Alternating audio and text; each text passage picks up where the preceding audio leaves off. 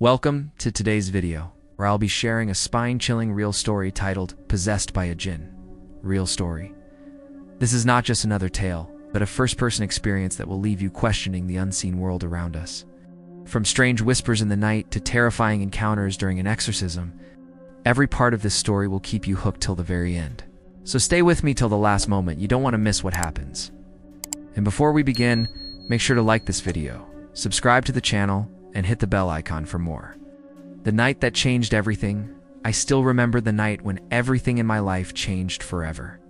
It was a humid summer evening, and the electricity had gone out in our neighborhood. The house was wrapped in silence, broken only by the distant barking of stray dogs and the occasional hum of a passing motorbike. I sat on the roof, fanning myself with an old piece of cardboard, staring at the dark sky. At that moment, I felt an odd stillness in the air. It wasn't the usual calm of the night. It was heavy, almost suffocating. I tried to shake off the feeling, convincing myself that it was nothing more than my imagination. But deep inside, I knew something was wrong. Around midnight, as I prepared to go downstairs, I heard faint whispers. At first, I thought it was my siblings joking or talking in their sleep, but the voices were not familiar. They were low, deep, and came from the corner of the roof where no one was standing. My heart started pounding, but curiosity pushed me to look. There was nothing, just an empty corner with shadows dancing under the moonlight. I quickly rushed back downstairs and tried to sleep, but the whispers followed me. They grew faint whenever I closed my eyes, then returned louder as soon as I tried to ignore them. I buried my head under the blanket, sweating, praying for sleep. Somehow, I drifted off, but what happened next was far worse. That night, I had the most vivid dream I had ever experienced. I saw a tall, shadowy figure with glowing red eyes standing at the foot of my bed. It didn't move, it only stared at me, its presence so intense that I couldn't even scream. My chest felt heavy, as if something was pressing me down. I tried to recite verses I had memorized, but in the dream, my voice refused to come out. When I finally woke up, my throat was dry, and my body was trembling. I told myself it was just a nightmare, but deep down, I felt it was more than that. The following day, I tried to act normal. I didn't tell my family because I feared they would laugh at me, but strange things kept happening. Whenever I was alone, I felt someone watching me. Objects around the house would shift. Slightly, a glass left on the table was suddenly on the floor. Doors creaked open without a breeze, and shadows seemed to move in ways they shouldn't. The scariest moment came 2 days later. I was in my room, scrolling on my phone, when I heard my mother call my name from the kitchen. Her voice was urgent, almost angry. I rushed there, only to find her washing dishes quietly. She looked at me in confusion when I asked why she had called. She swore she hadn't said a word. That was when fear began to settle deep into my heart. I wasn't just imagining things, something was following me, something unseen, yet very real. I tried to keep myself busy, hoping it would go away, but the presence only grew stronger. The whispers at night turned into faint laughter, and sometimes I would hear my own name being called in voices I didn't recognize. I didn't know it then, but that night on the roof was only the beginning. I had unknowingly invited something dark into my life, and soon I would realize that escaping it was not going to be easy. Whispers in the dark. After that first night, sleep lost all its comfort. My bed, the place that had once been my refuge, felt like a stage where unseen actors rehearsed their lines. The whispers increased. They no longer stuck to the roof or the corners of rooms. They threaded themselves into the walls, curled around the wires, and rode the air conditioner's hum. Sometimes they were a single syllable, sometimes an entire sentence, spoken in a language I almost understood but couldn't place. Always just out of reach, like a radio tuned between stations. Daylight brought no real relief. During the day, the house had its normal noises, plates clinking, television murmurs, sister singing at the sink, but beneath everything, there was a current of tension I could not drown out.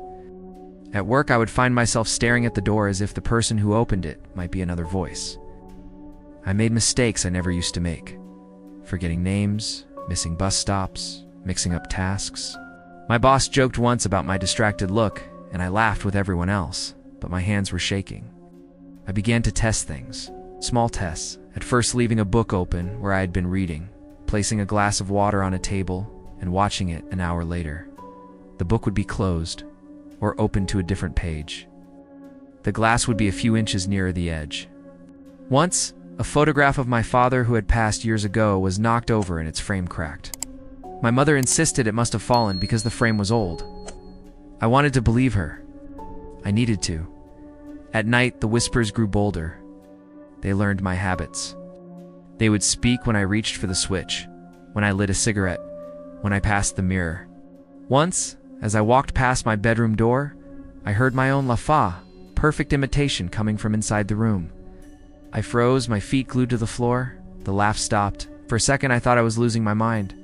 I tried logic. I checked the house for drafty windows, loose boards, faulty wiring that could make the lights flicker and shadows crawl. I told myself that stress, lack of sleep, and maybe too much tea were enough to produce hallucinations. But logic did not explain the smell. Sometimes a scent would arrive with the whispering metallic sweetness, like old coins or wet earth after rain so potent that I gagged. My sister noticed me flinch at nothing and asked if I was ill. I lied and said I was fine. The truth felt too ridiculous to say aloud. The first time my voice answered back, I remember the temperature dropped so fast my breath fogged in front of me. I was brushing my teeth, staring at the mirror, and the whisper that sounded exactly like my aunt's voice said, "Why are you so tired?" I spat the foam out and looked around the bathroom. No one. I tried to tell myself it was my brain piecing together sounds, but the reply that came from my own mouth surprised me more than the whisper did. "Because I didn't sleep," I said. It was my voice, but hollow, as if coming from far away. That began the worst part, mimicry. The entity started copying. My mother's sighs at night, the way my younger brother hummed in the kitchen, even the soft forgiveness with which my grandmother said prayers. Suddenly, those sounds echoed in rooms where those people were not. Once the voice of a neighbor I barely knew called me by a nickname I had not heard in years. The hair on my arms rose so fast I felt pins and needles. I walked outside and saw the neighbor sitting on his stoop, smoking, staring at his phone as if nothing had happened. He had not called me. He had not even looked up. Stopped telling people. The more I spoke about it, the more the house seemed to watch me, waiting. But I needed answers. One night, after the whispers had grown into a chorus, I searched the internet with a trembling hand.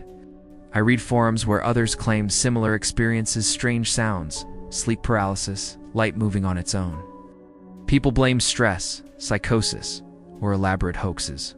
Others mentioned Jinn, old superstitions, and exorcisms.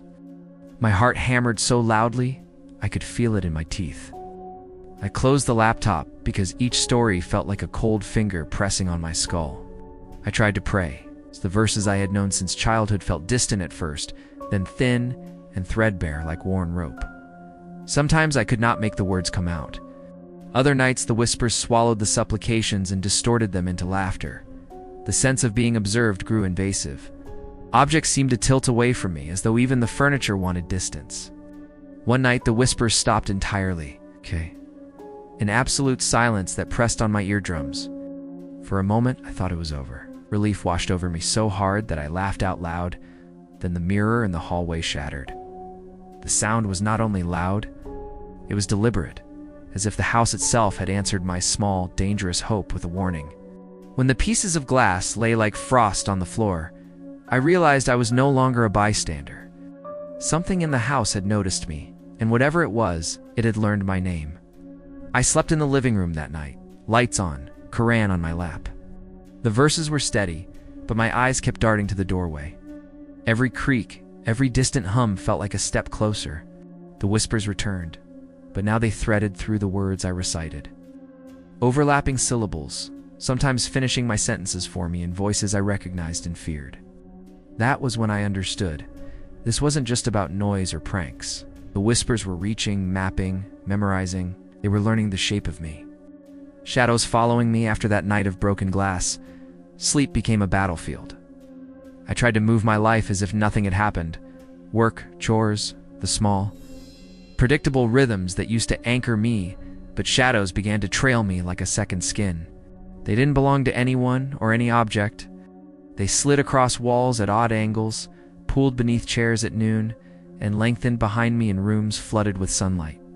Once, while crossing the market, every reflection in every shop window seemed to beat behind me, like a movie playing one frame late.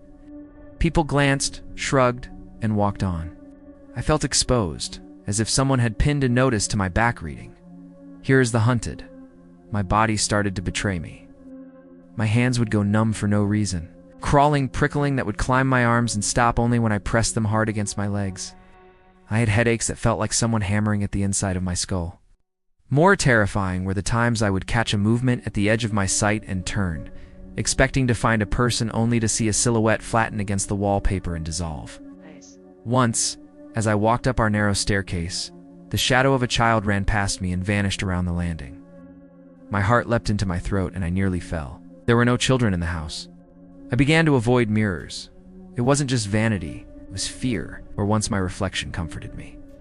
Now it sometimes lagged my mouth, finishing a laugh a second after mine, my eyes flicking to the left while I looked straight ahead. The worst time was when I walked past the bathroom and my reflection looked back with a grin I did not remember making. I wrenched the door open and the face returned to normal, but the grin stayed somewhere behind my ribs.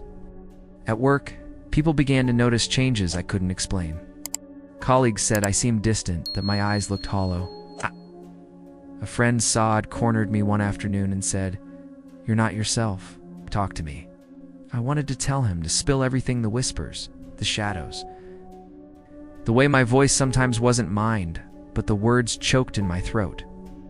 How do you tell someone that your life feels like a house with a stranger living in its walls? The possession, I learned, doesn't start with spectacular things. It starts small. A laugh misplaced, a memory that isn't quite yours, a sudden urge to go somewhere you've never wanted to go. I found myself standing at the old cemetery on the edge of town one morning, staring at graves I'd never visited. I had no memory of leaving the house. I only remember the sound of gravel under my shoes and the cold wind that smelled faintly of smoke. On the ground, fresh footprints led between the stones, as if someone had been there minutes before. I left quickly, shaking, feeling watched by the carved faces of the dead. Sometimes the intruder inside me would surface in other ways. My handwriting changed, loops tightened. Letters slanted oddly until... My sister accused me of forging a note her teacher had left. I hadn't once. Late at night, I woke to find a circle of tiny, damp footprints on the kitchen tiles. The prints were not human. They looked like the smudged impressions of a small paw or the marks left by wet stones. I rubbed them with my sleeve until they disappeared. But the image stayed. Little steps leading from the pantry toward my bedroom, then vanishing at the doorway. I started seeing a doctor, mostly because I needed some rational ally. Blood tests, MRI, everything came back normal. The neurologist suggested stress and prescribed medicine for anxiety and insomnia. I took them, dutifully, and for a few nights the pounding in my head eased. But the shadows don't care about pills. They learn to wait. If I slept longer, they pretended to retreat. If I forced my eyes open, they circled like vultures on the windowsill, patient. My family's suspicion grew into fear. My mother began to pray aloud more often, her voice trembling. My younger brother began sleeping with the light on and asked me, with a seriousness that made me sick, whether I was sick in my head. I loved them, and the knowledge that I had become the source of their fear was its own kind of punishment. I tried to reassure them. "It's nothing," I said too many times until the phrase tasted false. The first violent sign came one evening when I returned from work to find the house rearranged. Drawers were open. Clothes were scattered. A lamp lay shattered on the floor. My mother stood in the doorway, her face pale. "Did this while you were out," she whispered. I should have felt anger, but all I felt was a hollow, slipping sensation, like losing a coin from a pocket and not being able to find it. For a stupid, instant moment, I wondered if I had done it in a sleep I didn't remember. The thought made bile rise in my throat. That night, I locked my bedroom door and prayed until my voice broke. The whispering returned not from the walls, but under the door, soft like breath. It hissed something I could not make out at first, then clearer. My full name, spoken slowly, lovingly, as if it had been waiting a long time to know it properly. I pressed my back to the cool wood and felt the shadow press against the other side. It was no longer only following me, it was learning the map of my life. It knew my roots, my fears, the places I hid. And worst of all, it was patient. I realized then that hiding or pretending would not stop it. The shadows were patient, but they were not kind. They were preparing. When fear became reality, fear stopped being a feeling and became an event. It arrived one ordinary evening with the kind of suddenness that makes your chest slam into your spine. While I was in the kitchen, slicing onions, when the knife slipped from my hand and clattered to the floor. The sound was normal. What followed was not. The light above the stove flared, dimmed, and then went out completely. My hands went cold. In the dark, something moved slow, deliberate across the far wall. Shape stretched, bent, and then pressed itself against the cupboard, as if peering into the room. I laughed once, a small, shaky laugh to convince myself it was nothing. Then the cupboard door flew open by itself. A dozen plates crashed to the tile, and the sound made my ears ring. My mother came running from the living room, her hair unbound, eyes wide with terror. For the first time, I saw that we had all crossed an invisible line. The event had witnesses. "What happened?" she asked, voice high and small.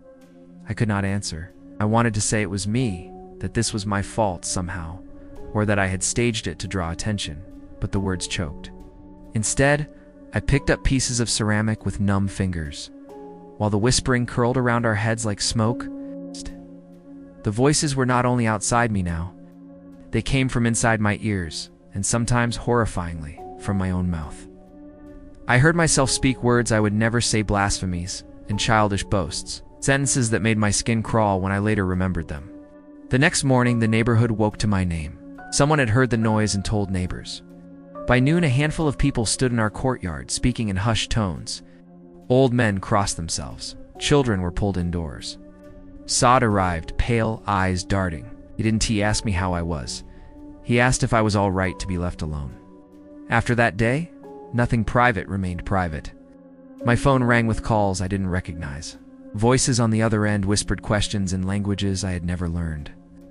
Once a neighbor's wife accused me of cursing her baby after the child fell ill. Another neighbor swore that at night he saw a figure near my window, its face pressed to the glass, like someone learning how to breathe through the light.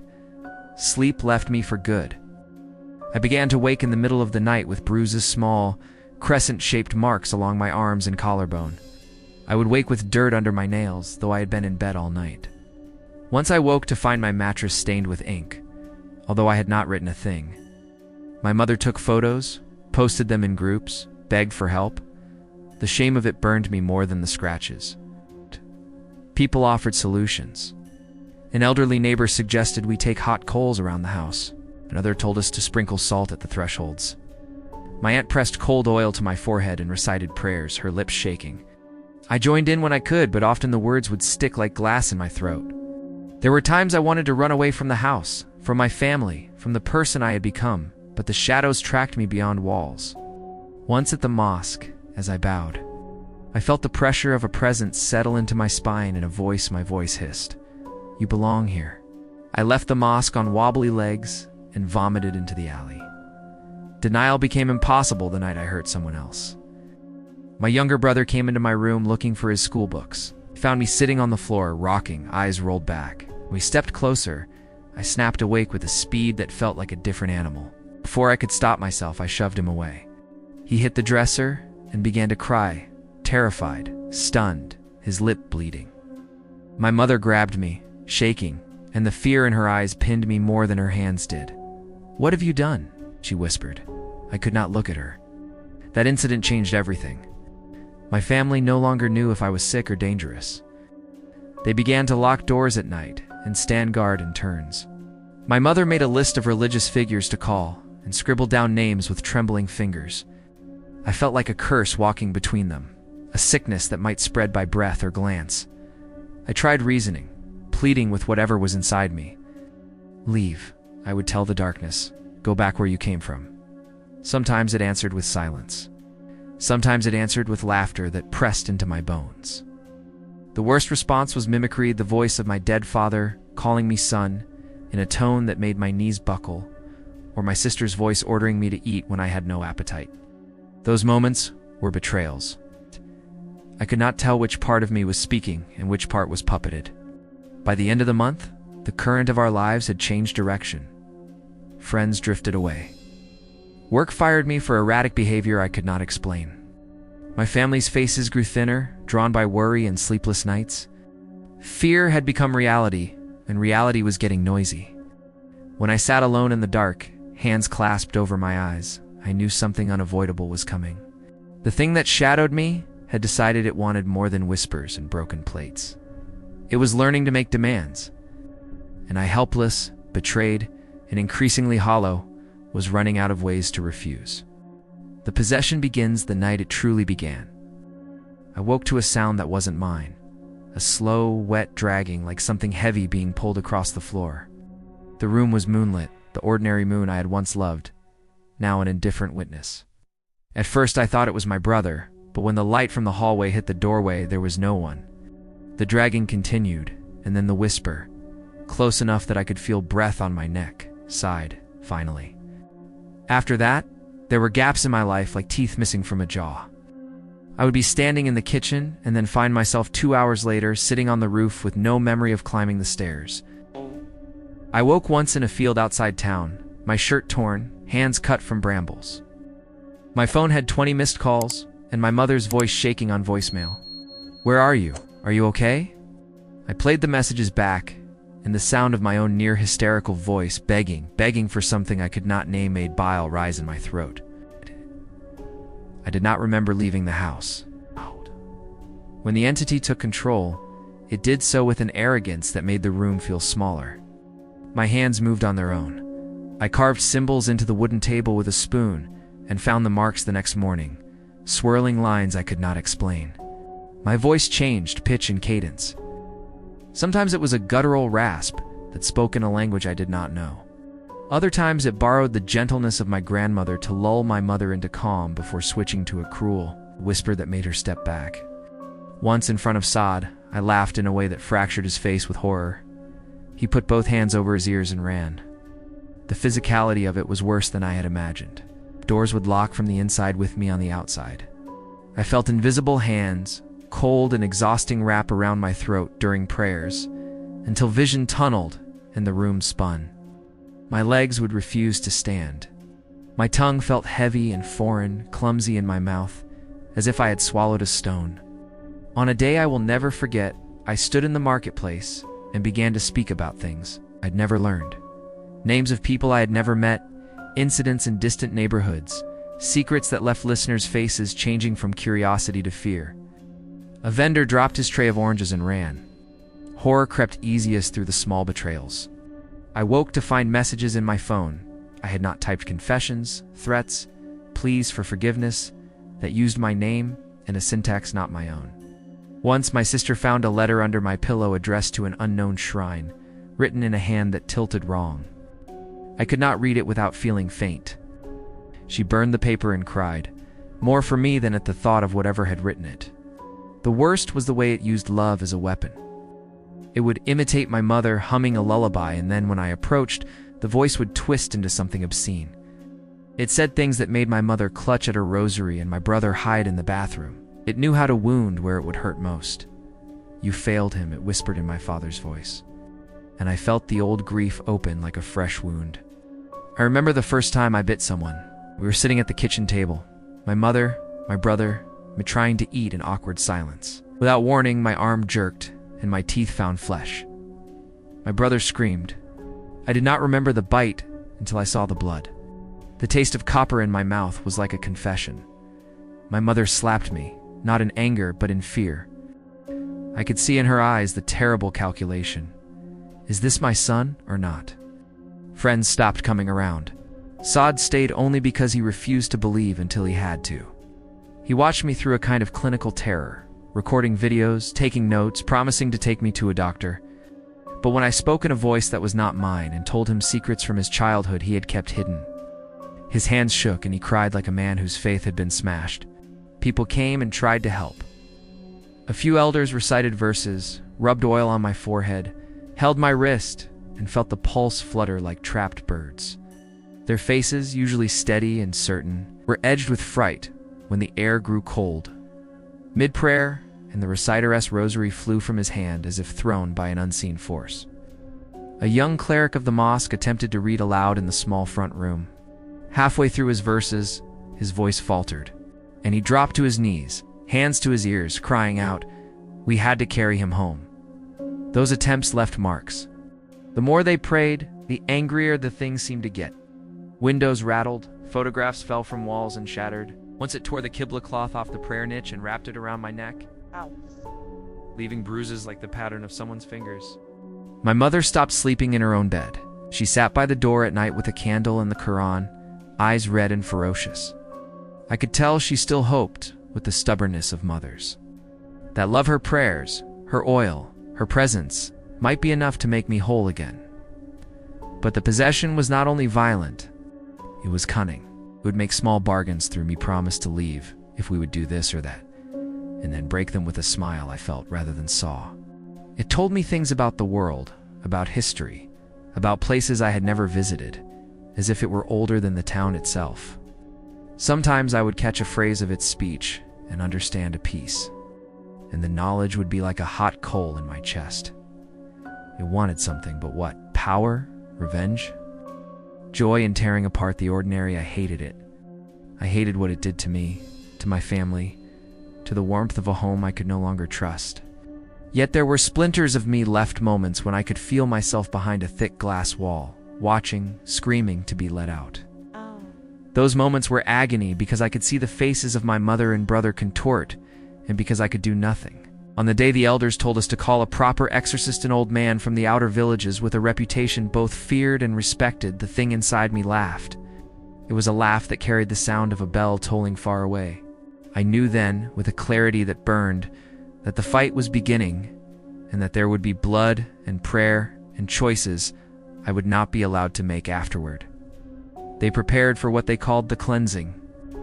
My mother scrubbed the house until her hands cracked. Saad bought incense and a new Quran.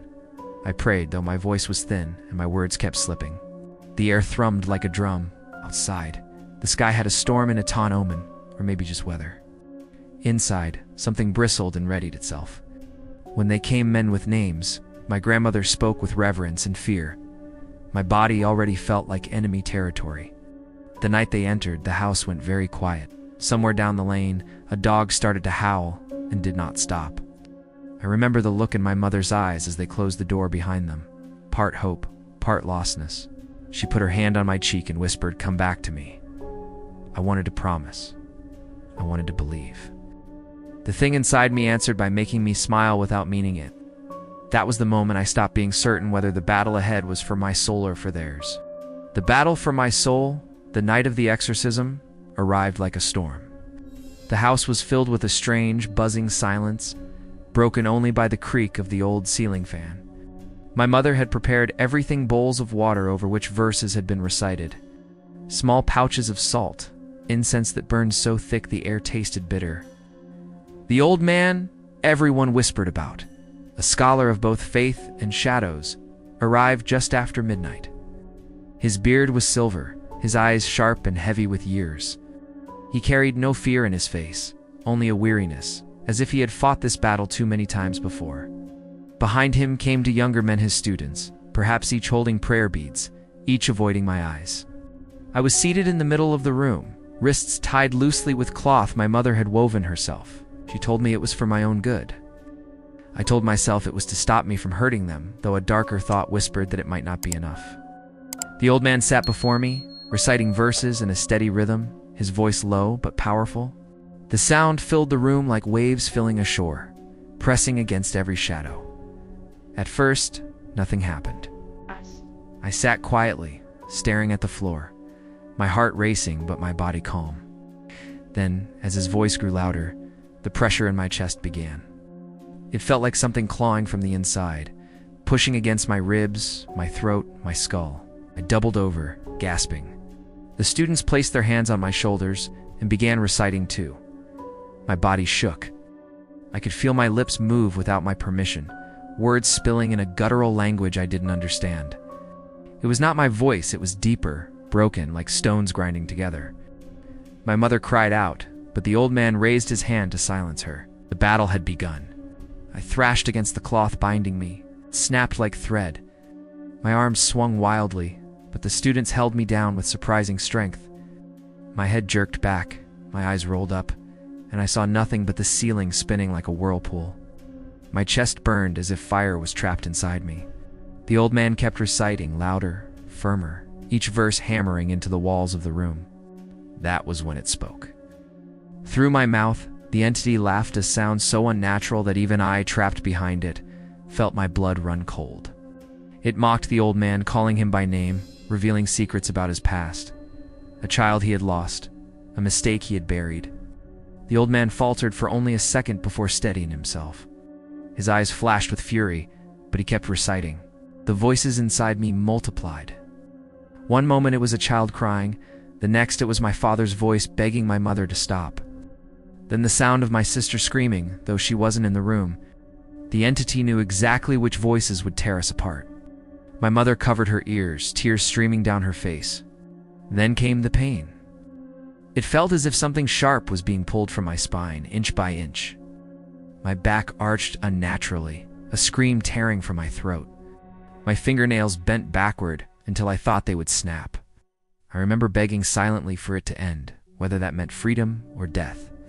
Anything to stop the fire eating me alive. The old man pressed his hand to my forehead, his palm burning like iron. He recited with a force that made the walls shake, his students joining in chorus. I could feel the entity fighting back, using my body as its weapon. My jaw locked so tight it cracked. My tongue tried to bite itself. My hands clawed at the students' arms, leaving bloody marks. Yet they held on. For a moment, just one awful, endless moment, I felt both voices inside me clash. My own voice screamed verses I hadn't remembered since childhood, while the other howled in rage. The two collided in my throat, overlapping, choking me. My vision blurred. I thought I was dying, and then suddenly, silence. The room went still, the air heavy as stone. My body collapsed against the mat, trembling. For a second I thought it was over. My mother rushed to my side, stroking my hair, whispering my name. The old man's face was pale but resolute. He shook his head and said, "It is not gone yet. 'Tis holding on." I wanted to tell him I could feel it too, that the thing inside me had not left, only retreated deeper, like a beast waiting in the shadows. My limbs felt lighter, but my chest still carried its weight. That night ended with prayers, incense, and exhaustion. The old man promised to return the next evening to continue. My mother thanked him with trembling hands, clinging to hope like a drowning woman clings to driftwood. But as I lay in bed, my eyes open in the dark, I heard it again. Not loud, not mocking, just a whisper, soft and close to my ear. It said, "This is only the beginning." And I knew the battle for my soul was far from over. The exorcism. A fight between worlds. The second night came heavy with storm clouds. The old man returned with his students, their faces stern, their voices already murmuring prayers. My mother had prepared the house against salt in the corners, bowls of blessed water, incense burning so thick the smoke felt alive, sat cross-legged on the mat, wrists tied loosely with cloth. The old man placed a small metal box between us, pulling out an ancient coin etched with strange markings. "This has held many things," he said softly. "Do not speak to it, no matter what you hear." His warning sank into me like ice. The recitation began. At first the air felt heavy, as though the house itself leaned closer. Then the walls rattled, photographs slipped from nails, and a deep chill spread across my chest. It started inside me, a pressure, a clawing hand. Then I heard it, the laughter, and my lips twisted into a grin I didn't own, and my mouth spoke words that were not mine. The students tightened their grip on my shoulders. My voice became a chorus, sometimes a child crying, sometimes my father's voice, sometimes my sister's scream. My mother collapsed in tears, but the old man barked, "Do not answer, do not fear." His voice was the only anchor in the storm. The shadow tried to peel itself from me. I felt it stretch outward, toward the doorway where my cousin Saad stood trembling. His eyes glazed, his body leaning, as if inviting it in. No, I fought from inside, clawing back control. Somehow, by sheer will, I mouthed his name, breaking the trance. Saad staggered back, gasping. Enraged, the entity roared through me, shaking the entire room. Glass shattered, lamps flickered, the floor trembled, as though something massive walked just beneath. My body convulsed. My tongue bit down until blood filled my mouth. The old man raised the coin, pressing it against my lips, chanting names that struck the entity like blows. In my mind, it whispered its truth. I am older than this town. I only want a place, a body that remembers. For a heartbeat, I almost believed it. But the old man's voice cut through my weakness. He pressed harder, commanding it back. The pain was unbearable. My chest burned as if my ribs were splitting open. The entity writhed, screaming in a sound not meant for human ears. Then, with one final surge, it was pulled from me, sucked into the coin with a force that left me gasping, collapsed on the floor. Silence. Only the patter of rain outside. The old man sealed the coin in the box, his hands trembling. It is bound. For now, he said, eyes dark with warning. But battles like these are never truly over. I lay weak in my mother's lap, but deep inside, I still felt it, the echo of something watching, waiting. The war for my soul had only just begun. The aftermath. Shadows that linger the morning after the exorcism felt unreal, as if I had stepped into someone else's life. Sunlight streamed through the curtains, warm and gentle, but my body felt like it had been through a war. Every muscle ached, my lips were split, and my throat was raw. My mother hovered close, her hands trembling every time she touched me, as if afraid I might shatter. The old man had left before dawn, carrying the sealed box with the coin inside. His parting words echoed in my mind. It is bound for now. Might never think this is over. I wanted to believe it was finished, but deep inside I knew he was right.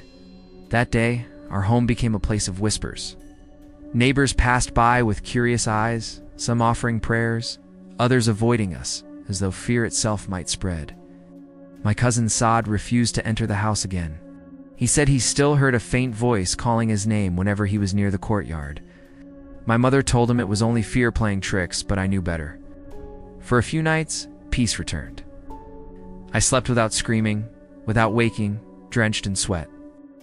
Yet even in sleep, I dreamed of shadows pressed against glass, waiting. Sometimes I woke to the faint sound of whispering in my ear, too soft to understand, but enough to remind me it wasn't gone. One night, as rain tapped against the roof, I walked alone to the courtyard. The air felt heavy, thick with silence. And then, faintly, I heard it, my own voice, echoing back at me from the dark corner of the house. It wasn't mocking this time. It wasn't violent. It simply said, I am still here. I froze, heart hammering. The salt lines my mother had scattered days ago were washed away by the rain. The incense had long burned out. I realized then what the old man meant: an exorcism doesn't erase such things. It only weakens them, binds them, delays them. They wait. From that night onward, I never let the lamps in my room go out. I kept verses playing softly on a speaker as I slept. Still, the whispers returned when the world was quietest, crawling into the corners of my mind. Sometimes I ignored them, sometimes I prayed, and sometimes ashamedly I listened. Because a part of me wondered, what if it wasn't only evil? What if there was more to its story, more to why it clung to me? The old man had told me not to answer, but silence was its own kind of answer. Months have passed since then. Life outside looks normal. I laugh with friends. I sit with family. I pretend I am free. But when I catch my reflection in the mirror late at night, sometimes my eyes linger a little too long. And in those moments, I hear it whisper again, soft and patient, we are not done.